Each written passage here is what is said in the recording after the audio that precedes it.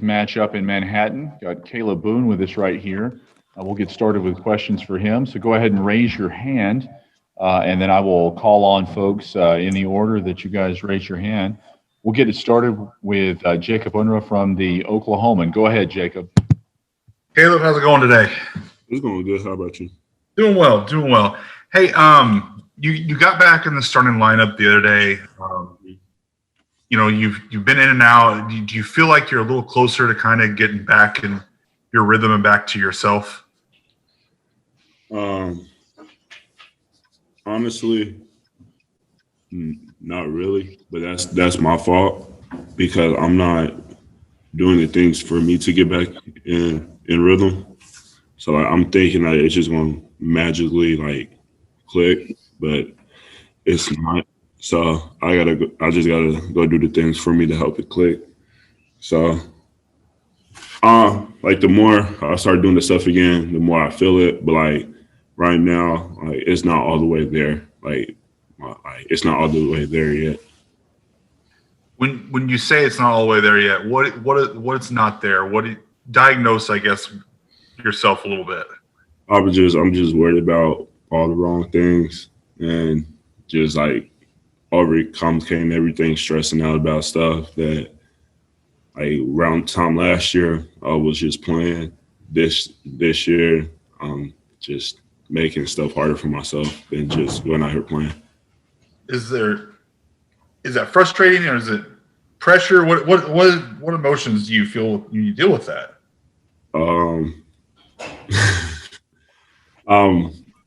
I feel sometimes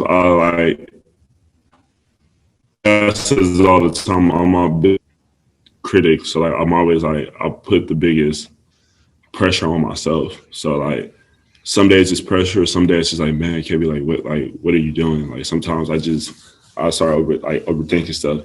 I've been talking to my dad lately, and he's been talking to me. I've been talking to Coach Mike, and he's been helping me, Coach Page, Eric, Coach Pastrada, Coach Son, everybody, and they've been encouraging me and everything. I just got to go out here and do my part, and that's doing all the things that can help me be successful. The way you sound, maybe I'm wrong here, but do you feel like you're your own worst enemy? At times, yeah. I feel like really it's me that's stopping me from being it's really me stopping me being the best player on the court. Probably the same Kalib from last year, or a better Kalib from last year. But the way I'm putting pressure on myself and stuff, I can't blame nobody else. It's all me. Thanks, Kalib. Next question from Robert Allen. Go ahead, Robert.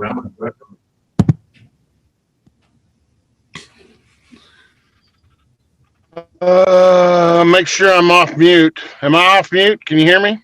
Yes, sir. Okay, thanks.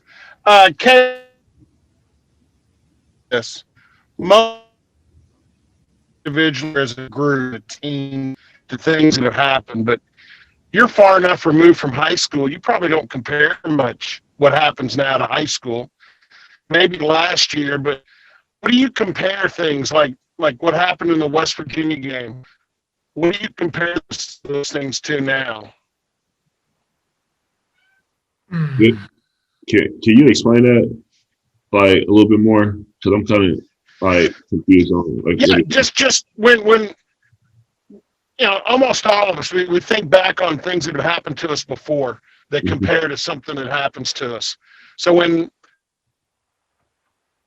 that in that West Virginia game, is there anything you can, or is it just, are these some of the things happen to you individually? Are these the first time these things have ever happened to you? In certain areas, yes, but then no. But like I said earlier, it's all been dictating what I have been doing. And I just gotta do my part and to keep it to be honest and real. For my team, I haven't been doing my part. And like I said earlier, I've been trying to just thinking, okay, it just comes naturally, but I'm not one of those players that will like it just comes like natural. Like, I gotta go put in more work and everything like that. But it's just frustrating. Like yeah, I didn't see some stuff like I didn't fouled out plenty of games in high school. I didn't my I don't remember my high school coach had started me a couple times. I think he hasn't. So like it's not that. That's not what I'm used to. I just got to get out. Like I just like some of these things I've been used to. So I could say yeah, I've seen it before, but like I said, I've been like I just got to do more. How much time did you guys practice already today? Or are you going into practice? We already practiced today. How much time was spent on corrections? We spent a good amount of time on corrections, like at the beginning of practice, middle of practice, and at the end. But like the thing is, like Coach Mike made a good point earlier, like like last week, towards the end of last week, before I think Tech or before West Virginia, he said you don't get enough shots in practice because one, you got to share the ball with everybody else, but like it's just not enough time. So like you got to come in here on your own to get more shots and like work on those corrections. Spend the time to go watch film and all that other stuff. Like the coaches and everybody, they can only plan so much and so little time that we have together. So that extra stuff is on you. Okay, thanks. The next question is from Chris Becker. Go ahead, Chris. Hey, Caleb. You just talked about it a little bit, getting some extra work in. After each game so far at home, Rondel's gone out on the court afterwards and got in some extra work. What does it mean to see some of these young guys, going out of their way to put up some extra shots? It means a lot, and I'm proud of them. Honestly, they're doing that shows that they care about like this team this season, and just like they're not satisfied or comfortable with like where they're at, like in this program. Like yeah, they're like they can be satisfied saying yeah, I'm in the Big 12 now. A lot of people complain like gets an offer to play in the Big 12. You're right, but it's hard to stay here, and like they're starting to learn that, and they're trying to do everything in their power to do that. So that's like really it's heartwarming because that shows that they care. And then they're willing to like get better and work. Thanks, Caleb. Thank you. Let's go to Frank Bonner with the Tulsa World. Go ahead, Frank. Hey, Caleb, how you doing? Good. A few times this year you've gotten in foul trouble. Yeah. I guess going into this next game and the games after, what's your defensive mindset in trying to limit some of those? Is there a different approach to the game and limit some of those foul troubles? How do you kind of pull yourself out of some of that? One, just don't go in the game overthinking everything. I fouled out twice, 2 games, and the 2 games I fouled out, or 3 games, and it was back to like the 2 games I fouled out of, it was back to back. Obviously, I'm trying to in practice, like making sure I show my hands, so like when game time comes around, I get used to doing that. But in reality, if I'm gonna foul, it's just it's gonna be because I play hard. Like these fouls, I'm committing everything. It's me second guessing myself. It's me just playing like slow, reacting. If I'm gonna like do that, then it's gonna be me playing hard and like fast, physical, and it's just gonna be something like okay, like it's just that. But I'm just that's how I gotta change my approach, and that's how I'm gonna approach it. Now you getting in foul trouble and maybe getting pulled out quicker than Boynton may have wanted you because you've got to put you on the bench with fouls. Do you think that part also plays a role in just the groove of you maybe not being as comfortable as you would like to in games, having to get pulled in and out because of foul trouble? Yeah, I don't like being in foul trouble. And when sometimes I'm just like, man, like I can't be aggressive about it.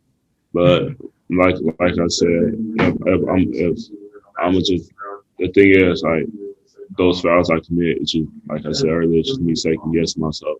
If I'm gonna play, like if I'm gonna do that, I just gotta play hard. Then the groove will still be there because I'm like, okay, well I'm so anxious. Like at least I have to play smarter, but like I'm playing hard when I play. Like when I say against myself, okay, I'm playing sluggish, I'm playing slow. So now I'm reacting really slow. Appreciate you. Thank you. And Marshall Scott. Marshall Scott, go ahead. Yeah, Kalib, how's kind of the locker room been with helping you kind of deal with these emotions you're having, dealing with the struggle that you're having? They've been good. They've been encouraging me, talking to me, texting me every day. Like they've been the best teammates in the world, and I appreciate all of them. They come by my crib, we all talk, chill, kick it. They got my back, and like they tell me like, KB, you got this. It's fine. Like you're gonna push through it, and like they always have my back. And I'm thankful for them. And you mentioned a couple times that you're maybe not thinking about the right things. What are the things that you need to be thinking about? Or is that the $1 million question?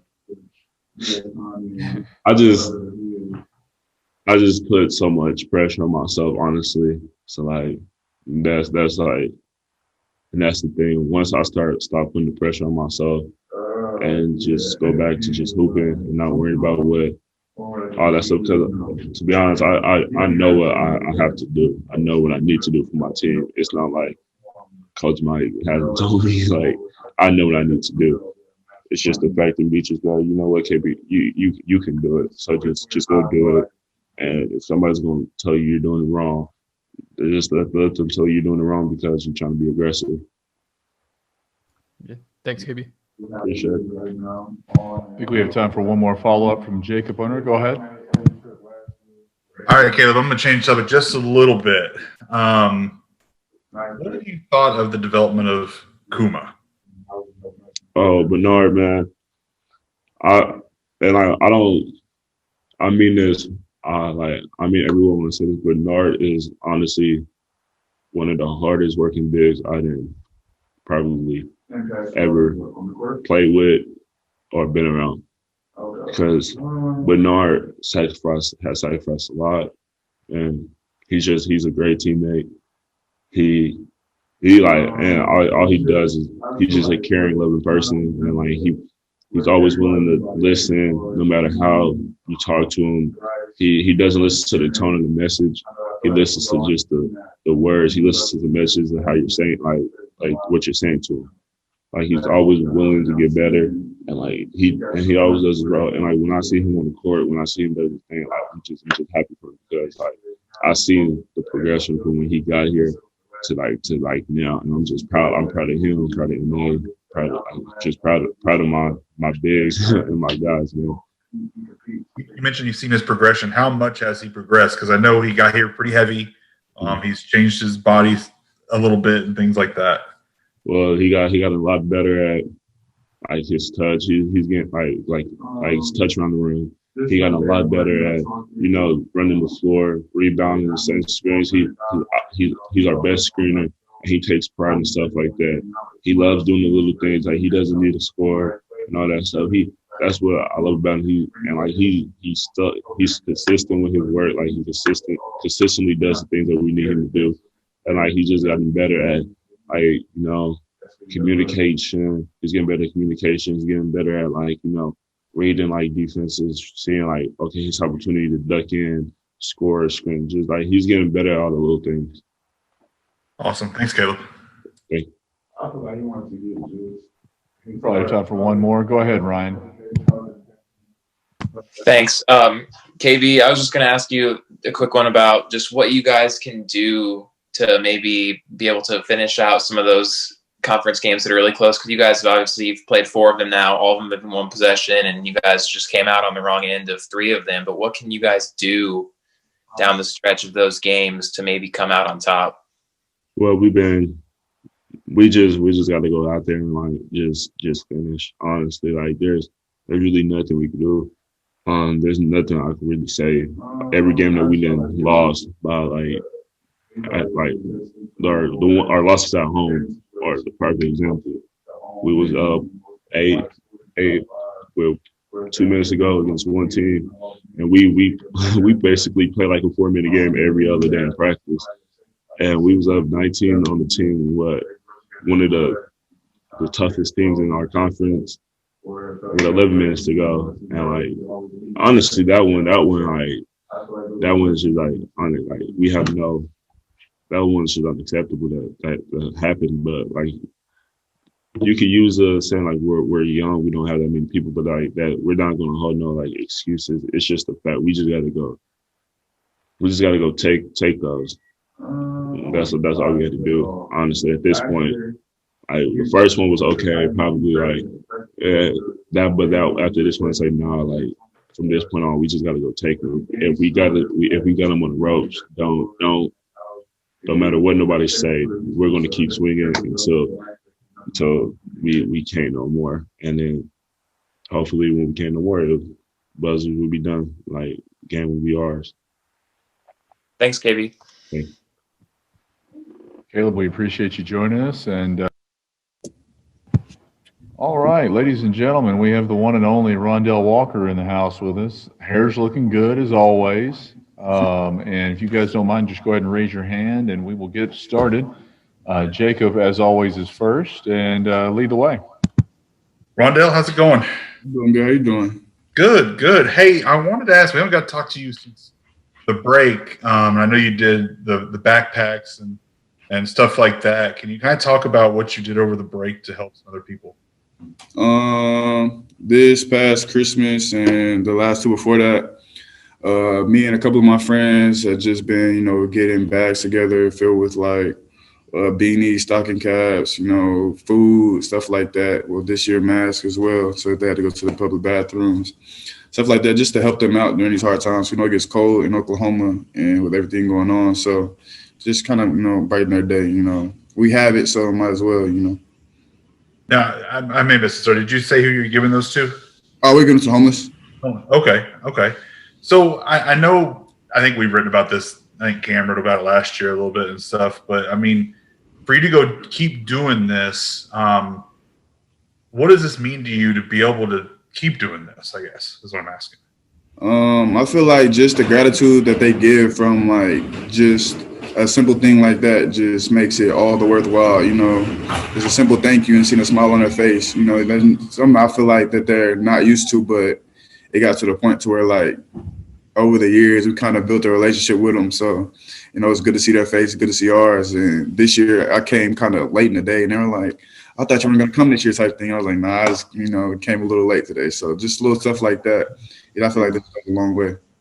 I don't think you really told anyone you were doing it at OSU, right? You just kind of went and did it. Oh yeah, it's just just a thing we do. You gonna get some teammates involved in the future? So it depends, because for the Christmas break, everybody was doing back home. So it's whoever's here really, if they want to or not. It's up to them. Awesome. Thanks, Rondel. No problem. Okay. Next question coming from Danielle Dwyer. Go ahead, Danielle. Let's see if you have any. Those guys, he called me in a panic. He goes, "We got to change all the locks." Sorry, Stephen, did you say me? Yes, go ahead, Danielle. Sorry, I just finished up another work call, so I didn't know if I heard that right. Hey, Rondel, how are you? Doing well. How are you doing? Good. I've asked Coach Boynton a couple times just about you, and defensively, you've been kind of one of the top three guys coming in so far on that end of the court. But how do you feel you've grown with each game, not just as a defensive player, but offensively as well? I feel like I've just grown in the aspect of, taking what each team gives me, because it's not like every game is the same. So you're going to get a different outcome of every game. So coming into different games, it's one of those games you might have 5 steals and 20 points, or the next game might be a more defensive calling for me. So it's just really doing whatever the team needs me to do at that point and maximizing that to the best of my ability. What do you think about this team makeup or this chemistry has allowed you to make an immediate impact to reach some of the success you have early on in your freshman season? I credit the coaching staff and my teammates for, just giving me that confidence coming in that I was going to be called upon this year and that I was needed to produce. I just feel like they pushed me to do better, so I pushed them to do better as well. So it just makes it that much easier for me to perform. Is there any specific part of your game or specific teammate that's maybe helped you grow a certain aspect of your game, or that you've kind of maybe learned by watching or learned by example from so far? I would have to say probably Farron, really, because he's really the oldest on the team.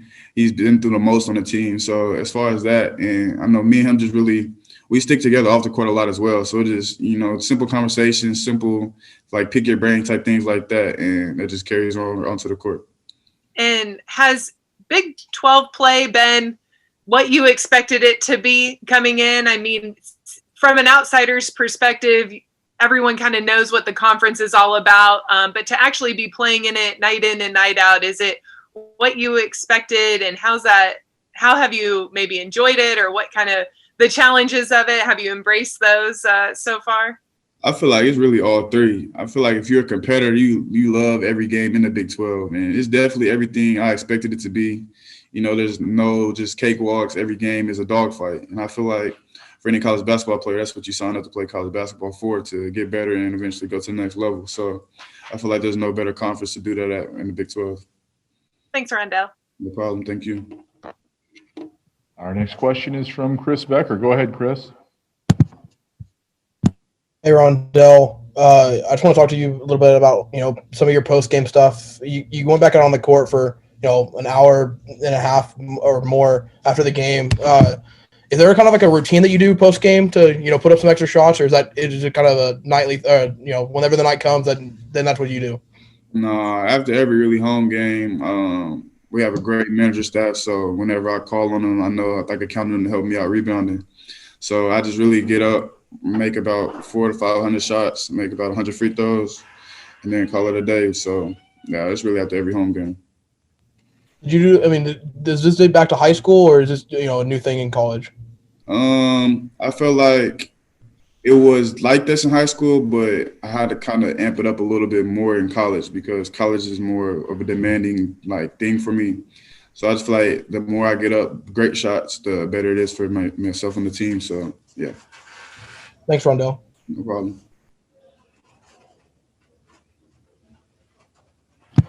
Next question is from Frank Bonner. Go ahead, Frank. Hey, Rondel, looking at how you guys closed the TCU game and closed the West Virginia game, what about those two games that you guys what can you take away from those two games that you guys try to go into the rest of the season? We try to look at that more on the brighter side of things. So as far as that, we had those teams really beat, we a couple possessions away from really just blowing the game wide open type thing. So we look at it more like that, as far as when we're up like that, don't let off the gas type thing, rather than just thinking how we just, in a way, just blew it. So we like to live it like that and just try to maximize our possessions and minimize our mistakes in those games to prevent a better outcome. Yeah, what does that say about what you guys can do this year, knowing that you went up against a really good West Virginia team, and at one point you guys were up 19 points? It just shows us we can play with anybody in our conference, and also we feel like we can play anybody in the country. And it's just those things where little things like that, just we got to knock down that wall and feel like we have 18, 17 games left to do that and show everybody else that we can do that. I appreciate you. No problem. Do we have any more follow-up questions? Do we have any more follow-up questions for Rondel?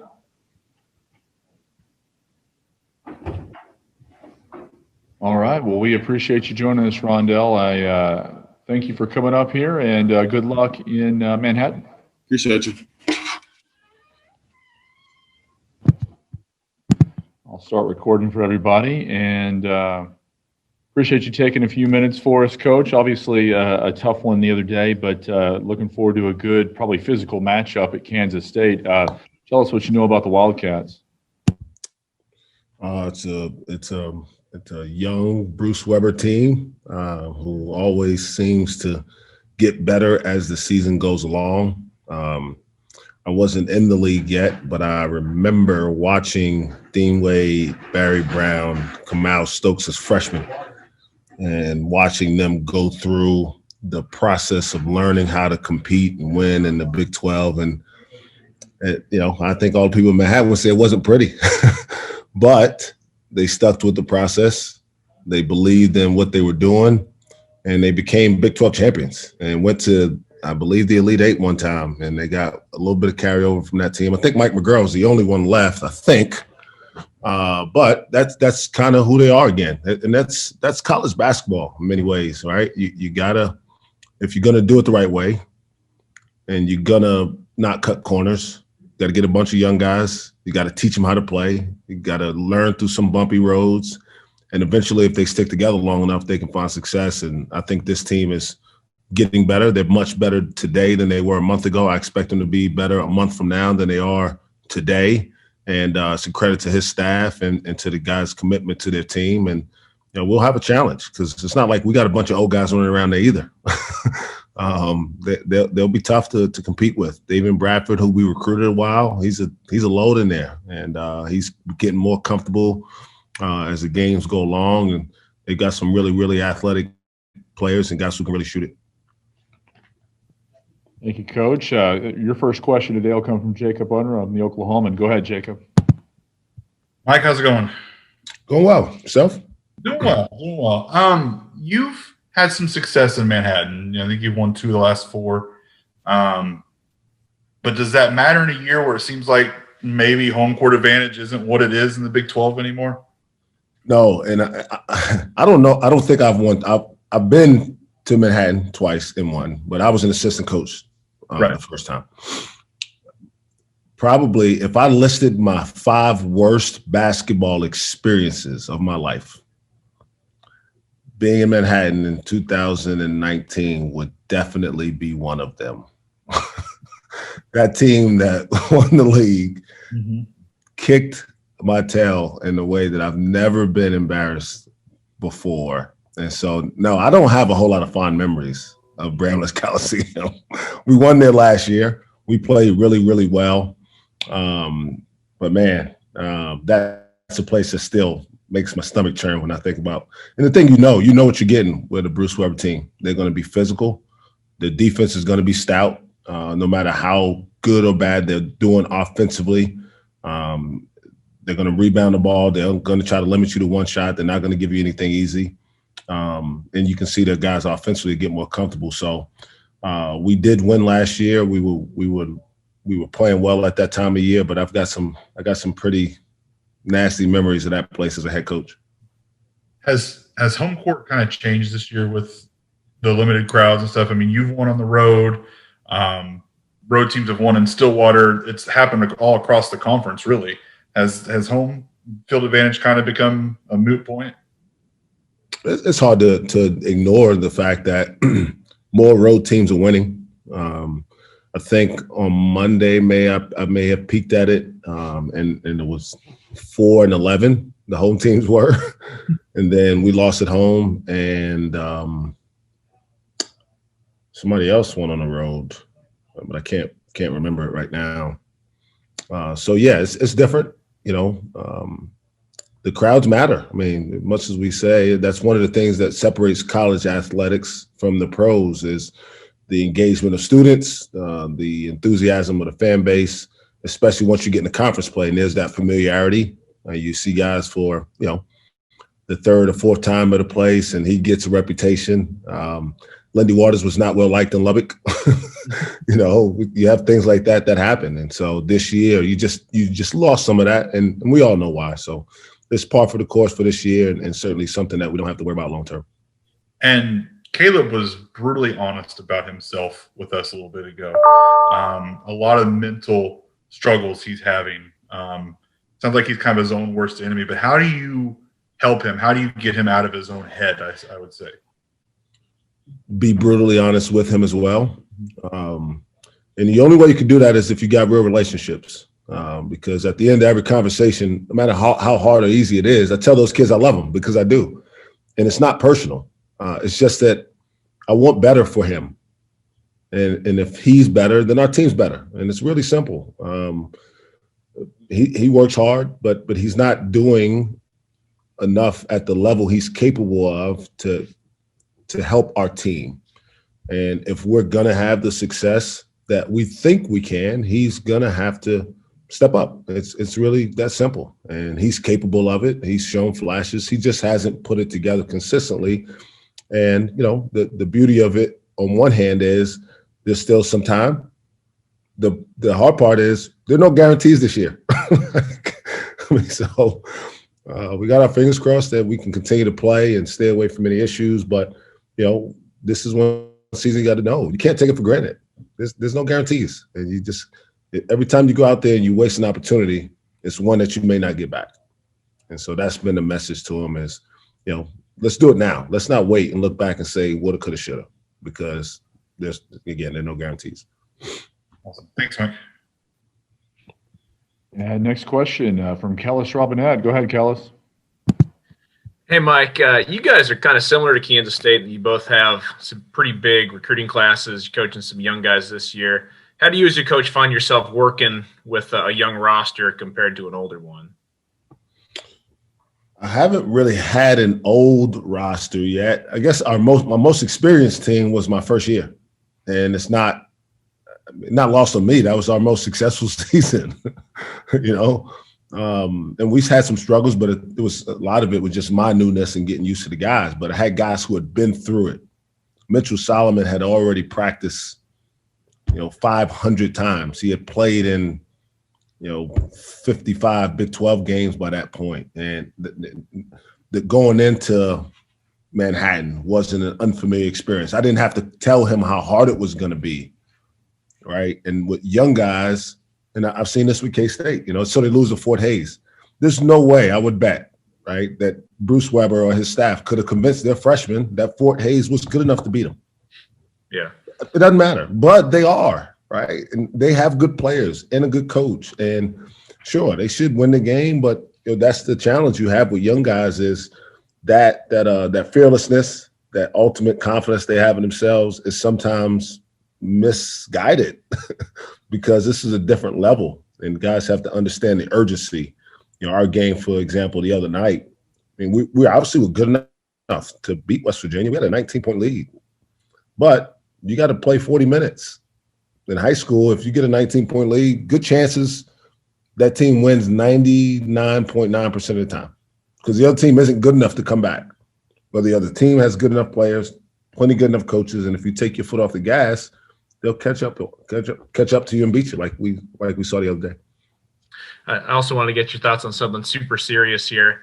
Now that you've had a few weeks and months to adapt to coaching with casual attire on the sidelines, do you miss the suits? Do you like the new look? Do you like the new stuff you get to wear? And what would you rather wear in the coming seasons? I like suits. They're totally inappropriate for coaching basketball games. Who started this? We need to do some research. And let's thank that guy, and then we can thank COVID for one thing, that it helped us change it. So next year you're all about keeping the quarter zips and stuff? As much as possible. It's so much more comfortable. I'm a pretty active guy. I've had a suit rip on me. That's no fun. It's not cheap. But I like to get into it. And, every now and then I'll slap the floor. And the thing I'm thinking about is I hope I get up and there's not a hole in my pants. I don't need those worries. All right. Hey, appreciate it, Mike. Travel safe this week. Thanks. Your next question is from Ryan Breeden. Go ahead, Ryan. Yeah, Mike, how's it going? Great. Yourself? Doing good. So I just wanted to ask you, you've had a couple of days now to look back at what happened in the West Virginia game. Is there anything that stood out to you that maybe you didn't see right after the game? Yeah, we went back to the film. I probably watched the game 6 times. We just relaxed as a group, and that's on me to make sure that they don't. Got to continue to send a message that as long as there's time on the clock, you better be playing to win. And the moment you relax, it's not like the guy on the other sideline hasn't been down before and hadn't had to figure out a way to come back. They're going to continue to compete at this level. And, there was more at stake. They had already lost one of the games. So you go on a road swing like that, and you want to win both, but you lose the first one, and like, we got to get a split. That's the mentality that West Virginia had. And so they continue to play. But again, it's on me to get that message across to those guys and to let them understand when that momentum starts to shift, you got to do something about it. You can't. We had 4 straight turnovers and missed a layup to start that segment, and we never got it back. And all of a sudden, West Virginia starts to feel more and more confident that they can get it done. And then all you need is a couple things to not go your way. Maybe a missed call, or maybe you miss a shot you usually make, or you don't get a defensive rebound. And there you go. So just the mentality of keep playing with your foot on the gas is the thing that we've been preaching. In fact, the last 2 days of practice, we practiced with a scoreboard with only time on it, no score. And we didn't talk about the score until the thing when it was over. And what my message was, doesn't matter. Don't scoreboard watch. If there's time on the clock, you do your best on both ends to execute the game plan. You execute, you screen, you run. On defense, you talk, you block out, you rebound. You keep doing that, then the 19-point lead doesn't disappear. Did you feel like that was the same kind of problem with the TCU game earlier this year? It's hard to really compare games, but obviously they have some similarities. That one was, was less possessions that it happened in. And so margin 3 possessions isn't that much. I mean, an 8-point lead with 2 minutes to go, like, we should have won. There's no question, but there's no guarantees now. I mean, a 19-point lead with 11 minutes to go should be safer, but 11 minutes is still a lot of time in a basketball game. And again, that's one thing with a young team to get them to understand, like, it doesn't matter. As long as there's time on a clock, you play to win. You do your best. We're not out there trying to embarrass anybody. Very rarely are we going to be up 19 points in a Big 12 game. So when you do, you better take advantage of it. Thank you. All right. The next question is from Marshall Scott. Go ahead, Marshall. Yeah, Mike, you've talked, about K-State maybe overlooking Fort Hays with their young guys, you having a young team. Is there any worry that maybe your guys are going to overlook K-State with them having, lost to a D2 school? Can that get in their head, or have, these last couple of games kind of provided enough energy for them to look over that? I'll say this. If we had extended our 19-point lead and won by 25, maybe I got an overconfident group. But I think our guys were pretty disappointed the way we lost. Our guys want to win. As it relates to K-State's early games, I'll be honest, I don't know how much our guys watch basketball. It's just different now. I don't know until we tell them. I don't know if they know that, I just honestly, I don't know. I don't know how much they watch those type of things.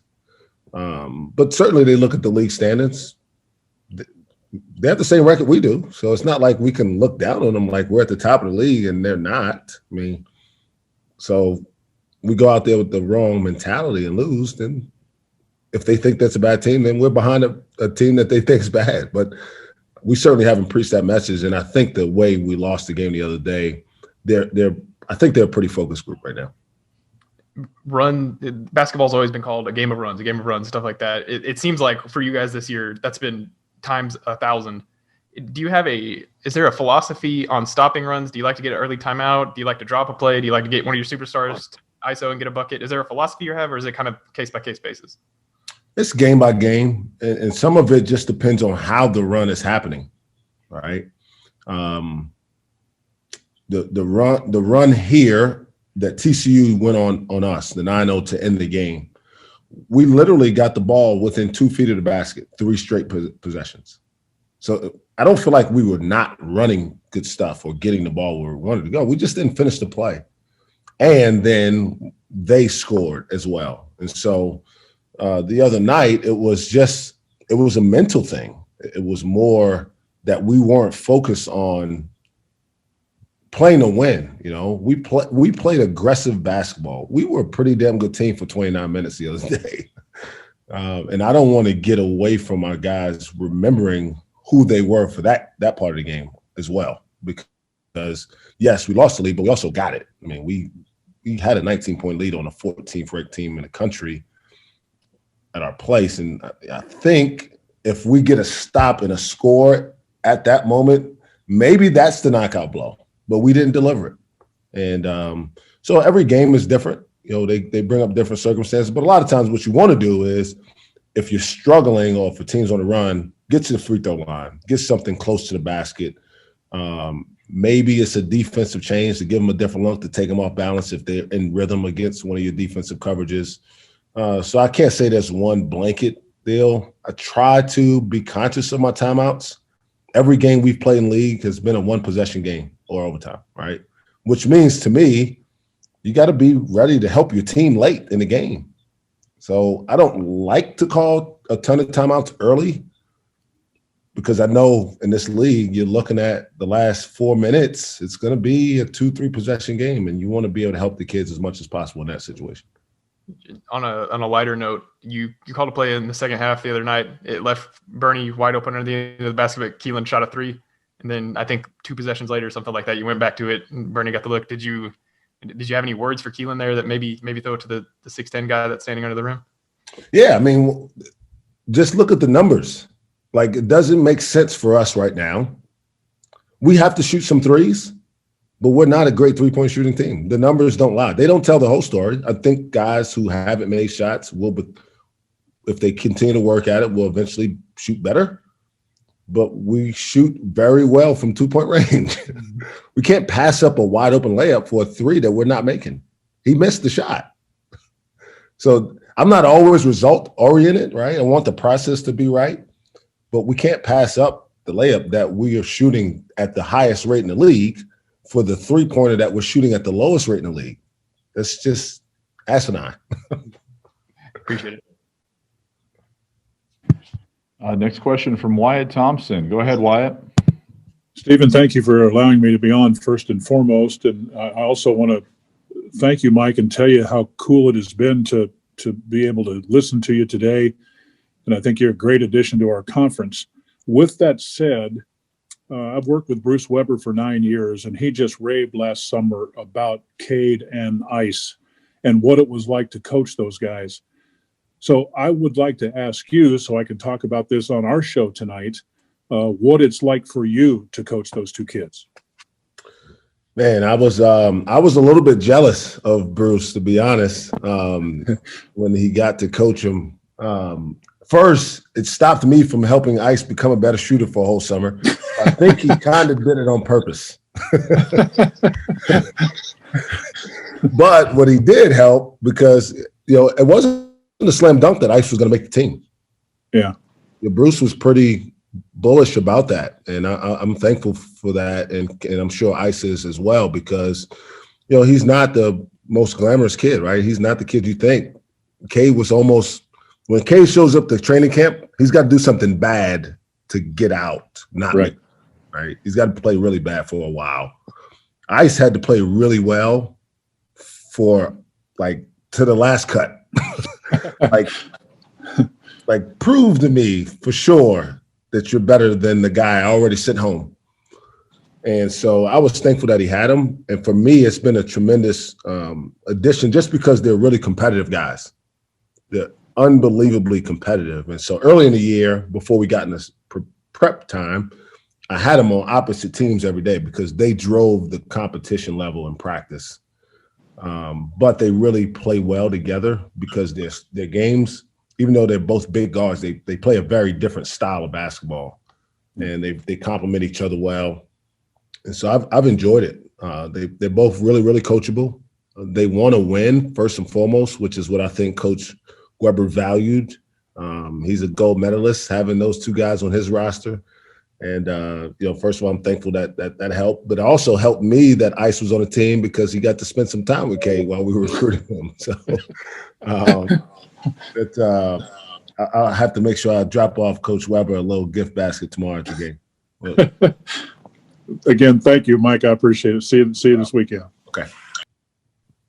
Next question from Chris Becker. Go ahead, Chris. Coach, how are you doing today? I'm great. So Caleb talked a little bit about how you guys kind of emphasize getting some extra work on their own to work on corrections after games, just because there's not a lot of time in practice to do that. How have you seen the guys kind of, buy into that and get some extra work on their own?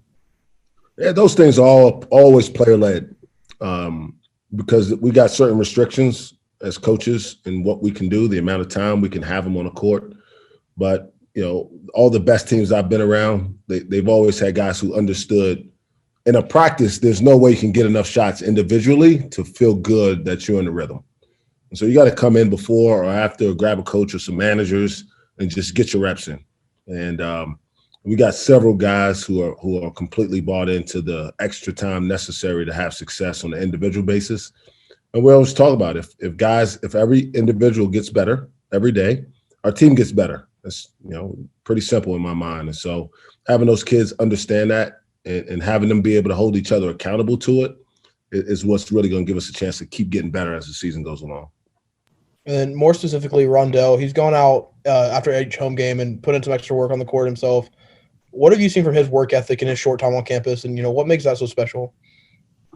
Yeah, so Rondel's always done that. So I remember watching Rondel play at probably at least 5 of his high school games and waiting after the game to chat with him, tell him congratulations or whatever. And I'm out in the lobby or something. And I call his coach 30 minutes later and he lets me back in and Rondel's back on the court. I mean, either with his dad or with one of his teammates and either shooting free throws or working on his 3-point shot. And so he's a really committed and dedicated kid to trying to be his best. And that's just one example of why he'll continue to get better. Thanks, Coach. And let's head over to Frank Bonner. Go ahead, Frank. Hey, Mike, obviously, up by 19, you prefer to win that game. But do you think losing in that way can put you in a position a month from now where you look back and you can say, that game is the game that matured some of our young guys and helped them realize what it takes to win in this conference? Yeah, there's always a way to twist a lesson out of a tough situation. On one hand, let's just say we make a 3 to tie it and we win in overtime. Maybe our kids still don't understand that you can lose up 19, right? But having that finality, and I'm telling you, my guys were hurt. I can look in their faces and tell. First of all, they were shocked because, again, many of them had never been in a situation where that's possible. Again, I reference Cade, they got up 19 in the first quarter of games many times last year, and it was over because the other team just wasn't good enough to come back and beat them. And now the reality is, unless you continue to play and compete at the highest level you're capable of, whoever you're playing, wherever the game is, home or road, they can beat you. And so, yeah, I do think that that'll serve us well moving forward because it'll take away that in the back of our minds, there'll always be that we can't get complacent here. Got to lock in, got to make free throws, got to execute offensively, got to block out and rebound, and continue to do the things that got us the lead. And then I wanted to ask, is there any update on MA? So he practiced today. He didn't practice yesterday. So we'll see tomorrow. I hope he can practice again. He's obviously seeing our trainer now. But I think it's just a bruised kind of chest bone. I don't want to get into true medical things because I have no idea about medicine. But I don't think it's anything long term. We hope he'll be back Saturday, but tomorrow's practice will tell us a little bit more. Appreciate you. We've got time for a couple quick follow-ups. Jacob, did you have one more? Yeah, Mike, Farron's minutes have dropped significantly. What are you doing to kind of get him back in a rhythm and get him going? Well, Farron's been fighting through a little bit of a finger issue. And really, he thought he could just manage it and get treatment. He shows up to treatment every day. But it's obviously affected him. And the thing I don't want to have happen is if we can get him healthy or healthier, and it's going to take a week or two to just rest him a little bit more, and then he's available to us and he's confident and comfortable out there in February, in March, I'd rather have that than to have him fighting his own self mentally, because every shot he misses, he feels like the weight of the world becomes heavy on his shoulders. And so we had a conversation yesterday, and I think the plan may be to hold him out for a game or two, let him rest, see how he feels, continue to evaluate it. I don't think it's anything that he needs a procedure for, but it's something that he just needs some maintenance and some rest on. And if that helps, we'll kind of see how he goes in practice. If it doesn't, maybe we'll talk about if there's something more necessary to get him healthy. But he's fighting through it. He's not the type of kid that wants to talk about those things because he doesn't want to be excuse maker. He wants to help our team, and I commend him for that. But at the end of the day, I want what's best for these kids, and I don't want to put them out there when they're not completely comfortable playing with everything they have, because that's not helpful for anybody. Is that on a shooting hand? It's on a shooting hand, yeah. Okay, awesome. Thanks, Mike. Yep. And our last question, Marshall Scott, you had a follow-up. Go ahead, Marshall. Yeah, Mike, going back to the Team USA thing, where were you guys at in Cade's recruiting process at that time? Because it was, obviously that summer, and then in the fall, some predictions on where Cade was going to go start changing. So kind of what were your views on his recruiting process around that time? And recruiting is an everyday deal. I mean, I felt pretty good. So at that time, he had kind of established himself as the guy. I guess that would have been in June. We had done a lot of work with Cade up to that point. And so I'm not going to say I felt like I knew for sure he was coming here, which made me feel even better when Ice was going to be with him for 2 weeks. But I felt like we were ahead of the game, but we still had some work to do. Was that, do you think, I don't know if awkward is the right word for Ice, but, hey, you're obviously this is a big opportunity for you, but also, we're kind of going really hard after this kid. I know that you know him. Was that weird for Ice, do you think? I don't think so. Ice is always, not quite as prideful as Chris Harris is, but he's pretty prideful in recruiting. He's a guy that wants to host kids when they come in. He wants to know who his teammates could potentially be. And they grew up in the same area. I mean, they've known each other, and obviously Ice respects Cade's ability, which is why he was so deferential early in the season. And we've had to get him to kind of be more aggressive lately. But I don't think he felt pressure because they already had a relationship. And I think they felt comfortable that Ice wasn't going to make the decision for him. But if there were questions that he could clarify, who I was, if I was honest, if I was somebody that he could depend on, that would tell him the truth, would challenge him when he needed to be challenged. And obviously Ice is somebody who's been supremely loyal to me and to our program. And so I felt comfortable that he didn't feel an undue pressure, but that he also wouldn't pass up the opportunity to tell him that he thought this was a good place and that it could work out for both of them. Thanks, Mike. No problem.